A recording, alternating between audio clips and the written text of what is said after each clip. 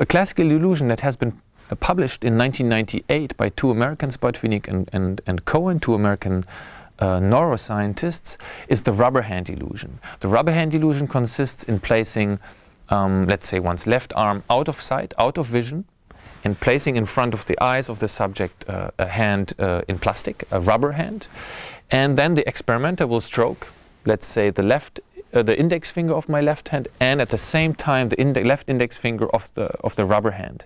And if he does this synchronously for a minute, up to 2 minutes, certain subjects, 2/3 of all subjects, will start experiencing this hand for some moments as if it were belonging to their body.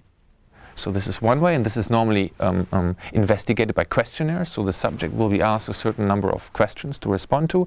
And then there is a second measure, which is, in my opinion, even more interesting, because if you then, after these 2 minutes of stroking, will close the eyes of the subject and ask them, well, now point to where your hand would really be, they do not point with eyes closed to the real arm, they will point towards the rubber arm. I really felt that my hand was transposed and into that false hand that was presented in front of me.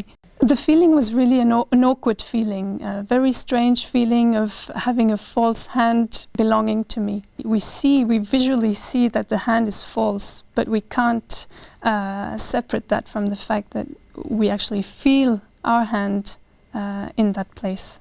By simultaneously stimulating fake rubber hand and the real hand, something that is felt and something that is seen on a hand is integrated. Under normal conditions, when I see something close to a hand and I feel touched at the same position, this is always on my hand, at least I guess in 99% of all cases.